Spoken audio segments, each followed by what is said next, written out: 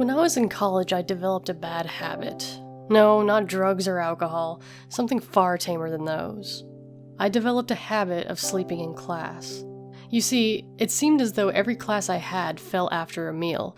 Breakfast, then computer science, lunch, then general biology, dinner, then statistics. As a result, I drifted off as the professors lectured. However, it was an incident that occurred during the last class that finally broke me of my habit for good. Most of my classes were held in lecture halls at the Science Center, a large, multi-storied concrete building with little in the way of decor. From the outside, it seemed more like a parking garage or a penitentiary than an educational facility. Inside wasn't much better. A drab, featureless interior full of the same bland concrete walls and dull fluorescent lighting. Only a small area on the third floor dedicated to offices for various staff had anything that added color to the place. One evening, after a meal from the student union, I sat in the back row of my statistics course, feeling the tug of my eyelids as the professor droned on down in front of the auditorium and my stomach digested my dinner. You never notice yourself going to sleep unless you're actively fighting it, and I was not one to wage war on myself, so it wasn't long before I was out, chin in my hands, pencil dangling from my fingertips, hunched over a notebook full of scribbles. It wasn't unusual for the teacher to notice when someone was snoozing in the middle of their lecture. Half the time it seemed that they didn't care. They're not paid to wake you up after all. If you're not paying attention, they're not going to suffer a pay cut when you flunk out. But some take a moment to call your name, try to snap you out of it. So when I heard my name being called in the middle of sleep's dark embrace, I quickly snapped to attention and responded. Yes? My face got really hot, anticipating the laughter of other students, but the moment quickly faded as I realized I was sitting alone in a dark and empty classroom.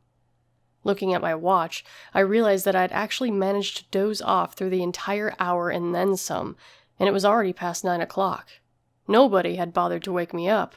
Either it was a joke or out of sheer obliviousness. Then I sat there wondering, who called my name? I could still hear the voice in my head, leaving me to wonder if maybe it had been a dream. But then the voice came again. It was low, echoing in the empty room.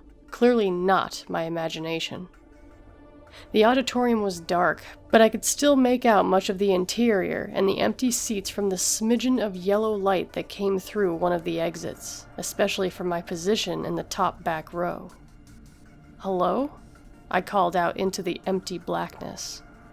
Several footsteps down to my left. Something shuffled, moving along the row of seats. I couldn't see it, but from the sound of it, it seemed to be coming in my direction. Instinctively, my heart started racing and I stood up, fumbling in the dark to find my books and get out of there.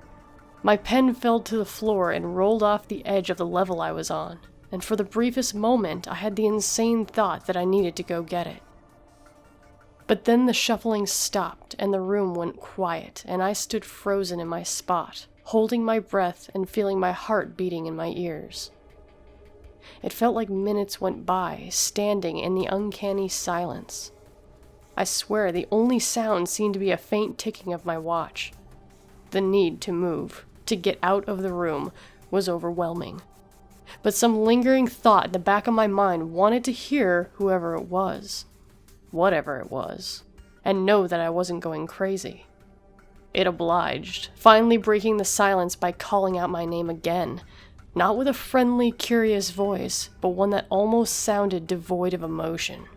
Like a parrot repeating the sounds its owner makes, but not knowing what they mean.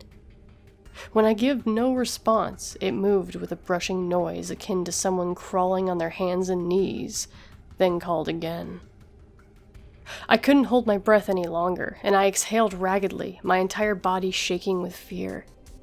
It was enough, and the shuffling came again, almost frenetic, moving to the middle aisle and then up the steps towards where I stood. Finally, my fight-or-flight response kicked in, and grabbing my books tightly under one arm, I dashed for the other end of the row, nearly tripping over my own feet. Looking back over my shoulder, the room was still incredibly dark, but there was enough contrast between the shadows and the objects that I could just make out the form of whatever it was coming up around the edge of the desks. It had the appearance of a human being, but its gait seemed more like that of a crab, walking on both hands and feet with its knees and elbows bent and its back arched like an agonizing-looking angle. Something about its head also seemed off. The way it bobbed as the thing scuttled, like it wasn't fully attached. The nightmare realized that I was on the move and began scrambling up on top of the desks in a beeline straight for me. As I clambered across the row, it started making this awful gibbering sound like an unnerving excitement to it. I couldn't adequately describe the noise, but it put the fear of God in me. Any faint notion that I was being pranked went right out the window when that thing came at me. I hit the wall hard, bruising my shoulder and tumbling down the stairs towards the front of the room. Through sheer determination, I managed to keep myself on my feet and tore out of the classroom without looking back. Nobody was in the hall. In fact, nobody seemed to be in that part of the building at all. And why would they be? There wasn't any classes that late at night, and all the offices and study areas were 2 stories up. The exit of the building was dark, almost as dark as the lecture hall, but I didn't care. I bolted out into the crisp night air, startling several people who were walking past, and didn't stop running until I made it back to my dormitory where I hid in my room with the lights on, door locked, and shades drawn until my roommate returned. So what was it? I don't really know.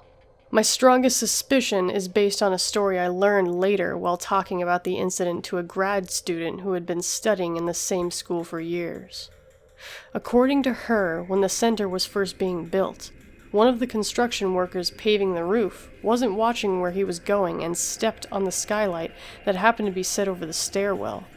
He plunged 3 stories, striking the railing several times and landing on his neck, killing him instantly.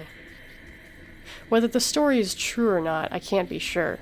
I couldn't find any news articles about construction accidents, and none of the professors I asked would verify it. Nobody else had described experiencing anything like it either. I'll tell you though, after that I didn't visit the science center after dark, and I sure as hell never fell asleep in class again.